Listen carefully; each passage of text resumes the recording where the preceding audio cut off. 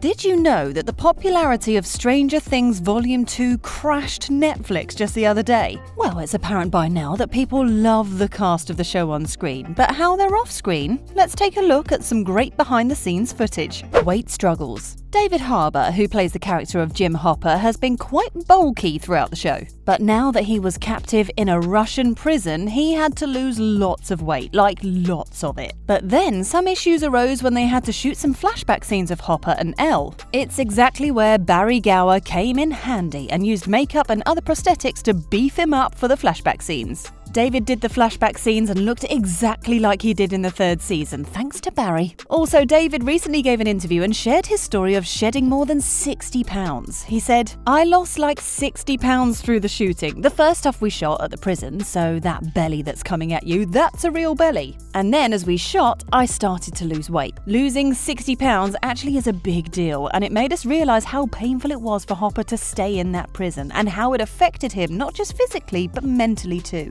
Becoming Dustin. Gaten Matarazzo playing Dustin is one of the most lovable characters on the show, and rightly so. He recently talked to some reporters behind the scenes and told them a lot of new things that we never really knew about his character. When asked about how long he takes to get ready, his stylist said, "I'm gonna say 20 to 25 minutes, maybe less sometimes." However, Dustin does spend a little extra time on his hair after his bro talk with Steve about the Farrah Fawcett spray. If we look into his appearance in the 4th season, his hair is a lot more well-styled, and he also has a hair lock in the front, just like Steve. These small things about him tell us his relationship with himself and Steve and how he looks up to him as a role model. Also, people often wonder about the origin of his signature cap, upon which Gaten said, "A lot of people don't realize that the hat was never planned, especially in the original character design. Creating the Mind Layer. Max in Mind Layer has to be the highlight of Stranger Things Volume 1. It was pretty clear that the scene had to be very intense if they wanted it to have any effect on the audience. It was made possible with the help of an elaborate art team who made things look very real, and in the end, a hint of VFX and effects. In fact, Jamie wore a whole costume and became Wekner, so it was more believable for actors to work around it." And Sadie Sink also pretty elaborately describes the creation of Mind Layer by saying, "Yeah, it was pretty intense, and like all the vines and stuff, we did really luck out this year because Wekner was pretty much fully practical effects, which kind of made it easier for me, so I'm not staring at a man in a green suit." Also, the scary scene where Wekner lifts Max up in the air was performed with the help of harnesses to add originality in the scene. When it comes to the Victor Creel's house and the staircase, people consider it a work of VFX. But the art team of Stranger Things actually made that staircase so they can shoot scenes from different angles easily. Not only this, the body of Chrissy we see in the lair also is a real dummy that's sludged with glycerin to make it look like it's real. So a lot of work has gone into creating this iconic scene for sure, and in the end, it actually paid off. Fall of Wekner. Eleven cursed or somehow sent Wekner into a whole different realm when she was in the lab. The scene of him falling from the earth to the upside down isn't just intense, but also full of effects. There weren't a lot of props to work with and just Wekner shouting in agony. So the team decided to do it all with the help of special effects. They started off by hanging Jamie in the air with some harnesses. The whole background was blue because they had to add the volcanic and fiery effects to make Wekner's fall intense. The Stranger Things account on Instagram shared a video where the man in the blue suit is sitting and spinning Jamie to actually make it look like he's falling and doesn't have control over his movements. The added element of thunder, burning, and the set of the upside down was all made on VFX, and they actually did a pretty good job at doing it. It was the fall of Wekner, so it was important for them to make it seem painful and very real, and they actually did it really well. The dive. Joe Keery, playing Steve in Stranger Things, also had a pretty iconic scene by the lake where he jumps from the boat to find a gate to the upside down. This scene is very intense and thrilling, but this scene was actually shot in a pool that they made on the set. Everything about this dive was very real, including Steve being sucked up into the upside down. In reality, they used harnesses to pull him, and it made the scene super authentic. Also, the pool was gigantic, so they were able to shoot the entire scene pretty easily in it. And they also created a very real-looking gate with with vines and all.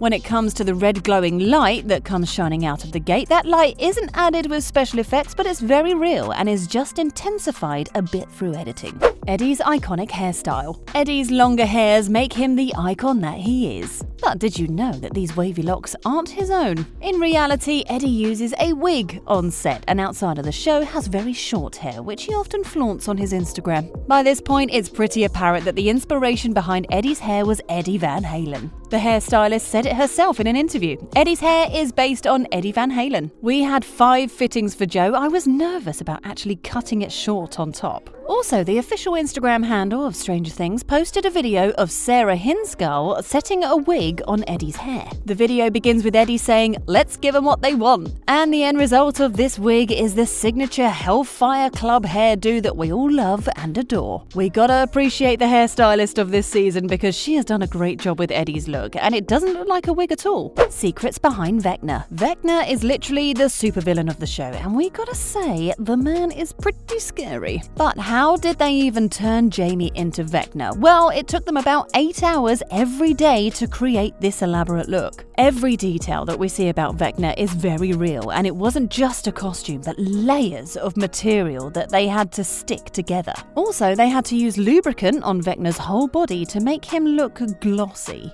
Netflix captioned the video saying, "Can't talk right now, I'm becoming Wekner." Jamie, on the other hand, has been really patient throughout the process, and he didn't mind spending 8 hours in the makeup room and shooting the scene afterwards. Turning someone who looks like Jamie into a monster would have been quite a chore, we must say. And the prosthetic makeup by Barry Gower turned Wekner into a real creature. Barry is also nominated for an Emmy Award in prosthetic makeup because of making Wekner look so real on the show. 11 and the skaters. The scene where Angela tries to hurt 11 during skating is deeply disturbing and borderline scary to watch. It doesn't have any monsters and not even Wekner, and yet it's so hard to watch. The creators of the show shared a video of behind the scenes where Angela says 11 to stay put. The scene is shot without any VFX, as it was a pretty ordinary one, but what actually mattered in this scene was the building tension. So the scene is shot with the camera crew constantly moving with the skaters. When one of the mean boys throws a shake at Elle and she falls, she doesn't actually fall onto the ground, but onto a mattress. But the mattress obviously is removed by using special effects. Also, multiple cameras are used from different angles to give us that dizzy feeling and makes us realise how Elle must be feeling. Robin and her hair. Maya Hawke, playing Robin, had a very unique hairstyle on the show.